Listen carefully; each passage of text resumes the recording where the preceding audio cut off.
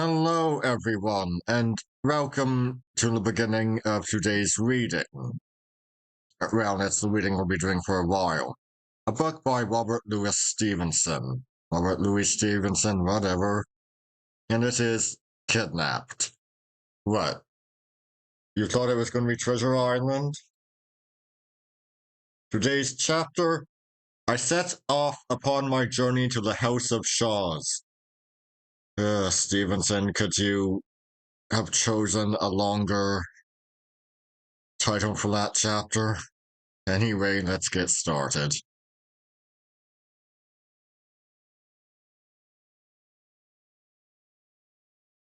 I will begin the story of my adventures with a certain morning early in the month of June, the year of grace 1751, when I took the key for the last time out of the door of my father's house. The sun began to shine upon the summit of the hills as I went down the road, and by the time I had come as far as the manse, the blackbirds were whistling in the garden lilacs, and the mist that hung around the valley in the time of the dawn was beginning to arise and die away.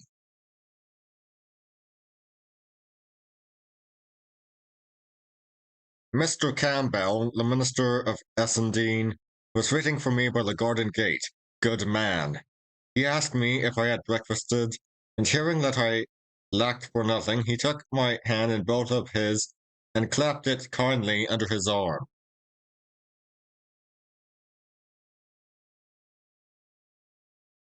Well, David, lad, said he, I will go with you as far as the forge to set you on the way.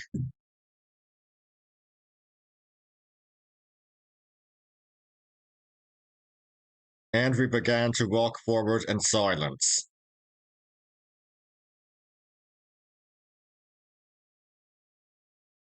Are you sorry to leave Essendine? Said he, after a while.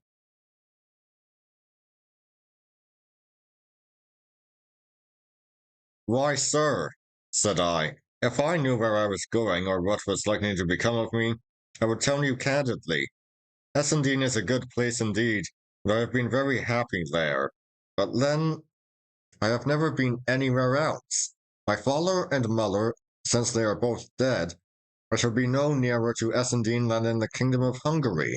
And to speak truth, if I thought I had a chance to better myself where I was going, I would go with a good realm.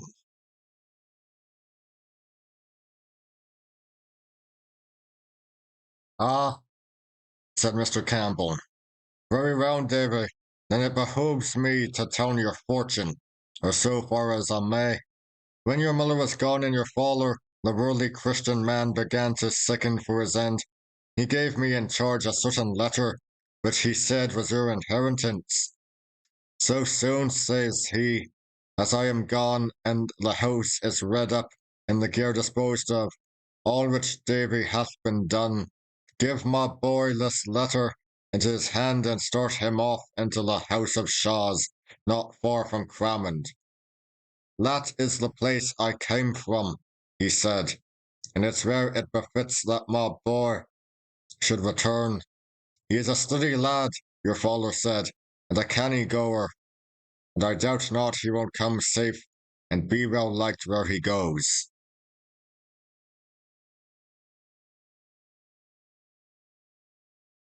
The house of Shaws, I cried. What had my poor father to do with the house of Shaws?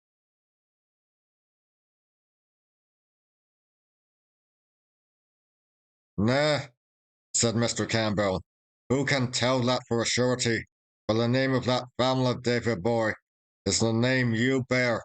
Balfour of Shaws, an ancient, honest, reputable house, peradventure in these latter days decayed. Your father, too, was a man of learning as befitted his position.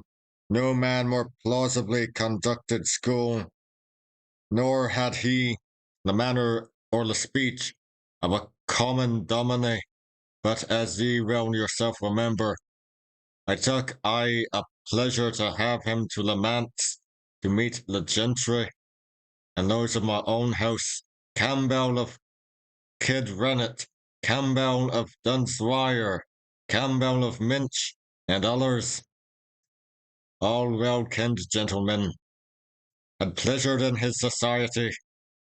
Lastly, to put all the elements of this affair before you, here is the testamentary letter itself, superscribed by the own hand of our departed brother.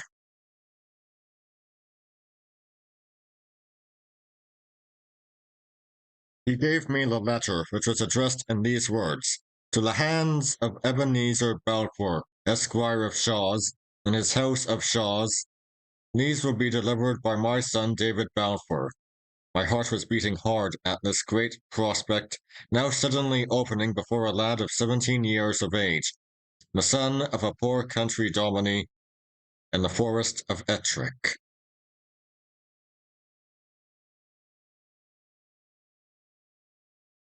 Mr. Campbell, I stammered, and if you were in my shoes, would you go?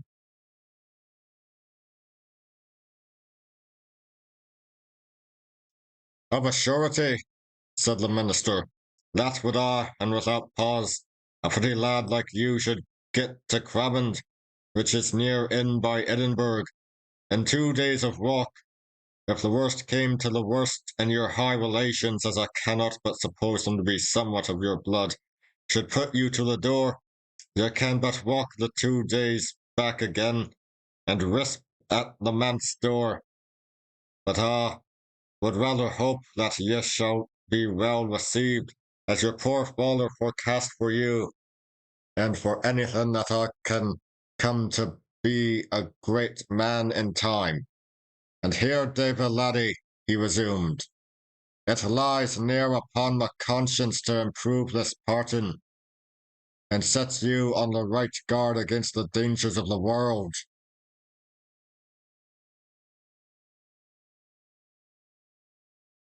Here he cast about for a comfortable seat, lighted on a big boulder under a birch by the trackside, sate down upon it with a very long, serious upper lip, and, the sun now shining in upon us between two peaks, put his pocket handkerchief over his cocked hat to shelter him. There, then with uplifted forefinger, he first put me on my guard against a considerable number of heresies to which I had no temptation, and urged upon me to be instant in my prayers and reading of the Bible. That done, he drew a picture of the great house that I was bound to, and how I should conduct myself with its inhabitants.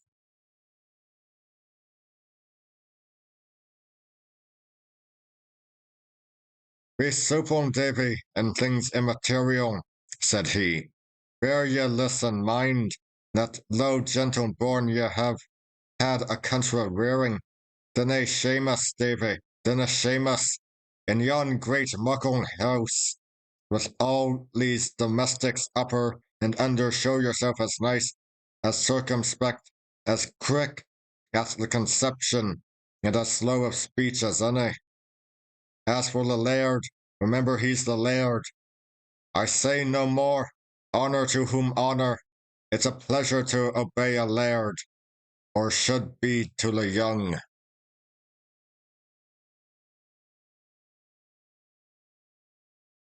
Well, sir, said I, it may be, and I'll promise you I'll try to make it so.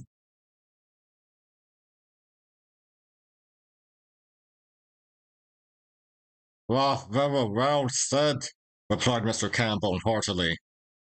And now to come to the material, or to make a quibble to the immaterial, I have here a little packet which contains 4 things. He tugged it, as he spoke with some great difficulty, from the skirt pocket of his coat. Of these 4 things, the first is your legal due, the little pickle money for your father's books and plenishing which I have bought, as I have explained from the first, in the design of reselling at a profit to the incoming dominie. The other 3 are gifties that Mrs. Campbell and myself would be blithe of your acceptance. The first, which is round, will likely please you best at the first off go, but oh, David, laddie, it's but a drop of water in the sea. It'll help you but a step and vanish like the morning. The second, which is flat and square, and written up on round stand by you through life, like a good staff for the road, and a good pillow to your head in sickness.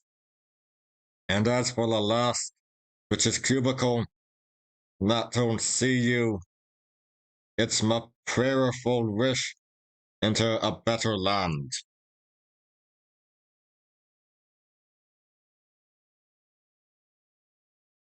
With that, he got upon his feet, took off his hat, and prayed a little while aloud, and in affecting terms for a young man setting out into the world, then suddenly took me in his arms and embraced me very hard, then held me at arm's length, looking at me with his face all working with sorrow, and then whipped about, and crying good-bye to me, set off backward by the way that we had come, at a sort of jogging run. It might have been laughable to another, but I was in no mind to laugh. I watched him as long as he was in sight, and he never stopped hurrying, nor once looked back. Then it came in upon my mind that this was all his sorrow at my departure, and my conscience smote me hard and fast, because I, for my part, was overjoyed to get away of that quiet countryside, and to go to a great busy house among rich and respected gentlefolk of my own name and blood.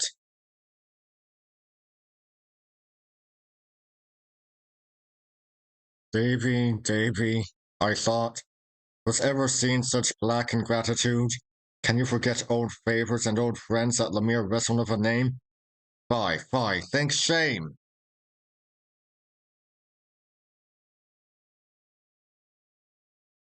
And I sat down on the boulder. The good man had just left, and opened the parcel to see the nature of my gifts. That which he had called cubicle, I had never had much doubt of. Sure enough, it was a little Bible to carry in a plaid nuke. That which he had called round, I found to be a shilling piece, and the third, which was to help me so wonderfully, both in health and sickness all the days of my life, was a little piece of coarse yellow paper, written upon thus in red ink. To make lily of the valley water, take the flowers of lily of the valley, and distill them in sack and drink a spoonful or two, as there is occasion. It restores speech to those that have the dumb palsy. It is good against the gout. It comforts the heart and strengthens the memory, and the flowers put into a glass, close stopped, and set into an hail of ants for a month, then take it out, and you will find a liquor which comes from the flowers, which keep in a vial.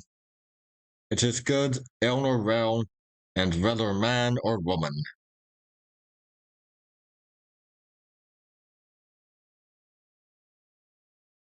And then in the minister's own hand was added, likewise for sprains, rub it in, and for the colic, a great spoonful in the hour.